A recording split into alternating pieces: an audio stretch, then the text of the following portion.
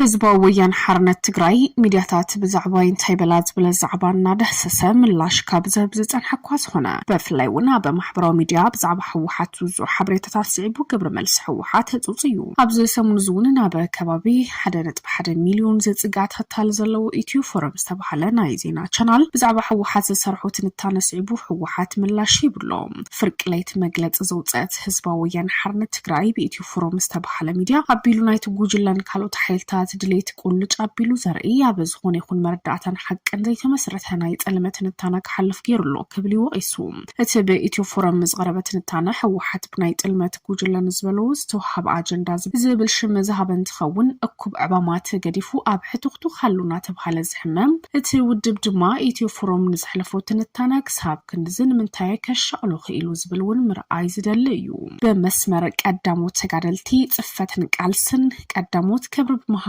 ዝጅምር ትንታነ ኢትዮ ፎረም ህወሓት ዝነበረው ጥንካረ ስዒቡ ድማ ሰበስልጣናት ህወሓት ንምንታይ ኣብ ስልጣን ዘይፅናሕኹ ይብል። ኣብ 6 ወርሒ ውሽጢ ድማ ብሽም ምኽተ ዝተኣከበ 4 ቢልዮን ዝበፅሕ ገንዘብ ናብያትዩ ኣብ ዕድና ወርቅን ስርቅን ኣጀንዳታት ህወሓት ንምንታይ ትመሪፁ ጌታቸውን ዶክተር ደብረጽዮንን ንኽባእሱ ዝተዓለመ ሽርሒ ቀዳማይ ሚኒስትር ኣብይ ኣሕመድ ተያዕዊቱ ዝብሉ ዛዕባታት ዝዳሰሰ እንትኸውን ኢትዮ ፎረም ሓበሬታ ሂቦምኒ ዝበሎም ኣካላት እውን ህዝባዊ ወያነ ሓርነት ትግራይ ብጠለማት ጉጅለ ዝተወዝዐ ፕሮፓጋንዳ ክብል ገሊፅዎ። ህወሓት ጉጅለ ጥልመት እናበለ ዝፅውዑ ጉጅለ ህወሓት ተፈጢሩ ዝነበረ ክፍፍል ህድእ ዝበለ ይመስል እምበር ሕዚ እውን እንትኾነ ናይ ቃላት ጦርነት ዝቐፀሉ እዮም። ኣብ ውሽጢ ህወሓት ዝተፈጥረ ምጥቋሙ ዶ ኣይበሉን። ትንታነ ኢትዮ ፎረም ዘሻቕሉ ህወሓት ዓበይቲ ነጥብታት እውን አልዒልሎም።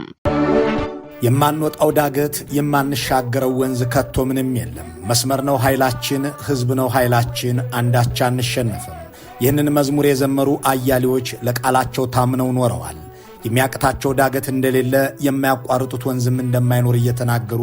ታወቲና ብለው ለዓላማቸው ወድቀው አሸንፈዋል። በመስመራቸው ተማምነው ህዝባቸውን አስተባብረው ደጋግመው ድል አድርገዋል። ጥቂት ሆነው እንደ ብዙ፣ ትንሽ ሆነው እንደ ግዙፍ ታይተውበታል። ጥያቄው ዘንድሮስ የሚለው ነው። ጽማት ሕስቶት ናይ ጸለመ ትንታነ ነቲ ብማዕበል ተጎሊሉ ዝወፀ መሳርሒ ጸላእ ዝነበረ ጉጅለ ብዛዕባ ቢልካ ዳግምና በስልጣን ምምላስ ምዃኑ ኣብ መወዳእታ ዓንቀጽ እቲ ትንታነ ተቐሚጡ ዘሎ ኮይኑ ኢና ንረኽቦ። መእሰረት ዝቐረበ ትንታነ ድማ 2010 ዓ.ም ዝተመረፀ ሁሉ ማእኸላይ ኮሚቴ ፖሊትን ቢሮን ብሓዱሽ ክትካብ ገበነ ዝጥርጥር ድማ ናይ ዘይምሕታት ውሕስና ክወሃቦ ዝብል ህዝባዊ ቃልስና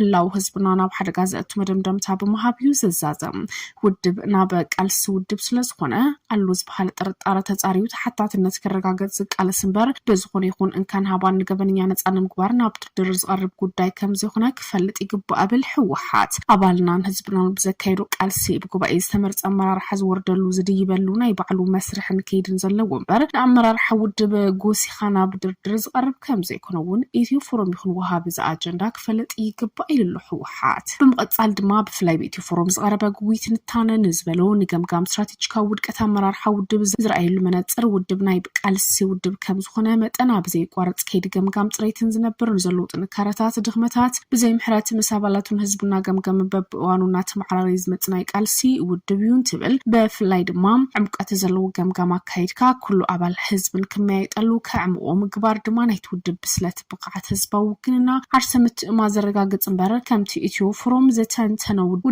ንምንቁሻሽ ውድብ ንምንቁሻሽ መበገስ ክኸውን ዝኽእል ኣይኮነን ክብል እዩ ህወሓት ኣብ ፍርቂ ለይቲ እውን መግለፂ ውፅኢሎም። ኣብ መንፈስ ቃልስን ህዝቢ ትግራይ ምድኻም ኮነ ተባሂሉ ዝተዋለደ ትንታነ ሓሶት ካልእ ዝተለዓለ ጉዳይ ሃፍቲ ዝበሎ እንትኸውን መኸተ ብዝምልከት ኣብ እዋን መኸተ ኣብ ውሽጥን ደገን ዝርከብ ህዝቢ ዝተኣከቦ ሃፍቲ ስርዓት ብዘለዎ መንገዲ ዝፍለጥ ኦዲት ዝተገብረ ስርዓትን ሕግን ተኸቲሉ ዝኸደን እዩ እንትኾነ ግን ኣብዚ ህዝቢ ትግራይ ዘካየዶ መሪር ቃልሲ ህልውና ሓሶት ንመሸጣ ዕዳጋ ቀሪቦም ክነብሩ ዝደልዩ ናይ ጥልመት ክሕደት ኣካላት ህዝቢ ድምድንጋር መንፈስ ቃልሲ ንምድኻም ዝገብርዎ ዘሎ ኣጉል ፈተነ ምዃኑ ክፍለጥ ይግባእ። እዚ ንክልተ ዓመት ዝቐፀለ ጸለመ ዝጠፍአ ሃፍቲ ስለ ዘሎ ወይ ድማ ሃፍቲ ከይባኽን ኣብ ምሕላው ዘይኮነስ ነቲ ዘይተዛዘመ ምኽተ ንምቁፃይ ዝዓለመ ሽርሒ እዩ። ኣብቲ ቅድም ኢሉ ክካየድ ይግብኦ ዝነበረ ብውድባዊ ኣመራርሓን መሰረት ብኣግባቡ ዝተፀዋዕ መበል 14 ውድባዊ ጉባኤ ውድብ ህወሓት መስመርታት ፖሊስታት ኣሰራርሓ ውድብ ንምፍታሕን ምትዕራይ ብዕቱብ ክስርሐሉ እውን ዝተመሓላለፈ ውሳነ እውን ኣብዚ ፀብጻብ ካልእ ጉጉይ ትርጉም ብምሃብ ህወሓት ፖለቲካዊ ፕሮግራም ከም ዘይብሉ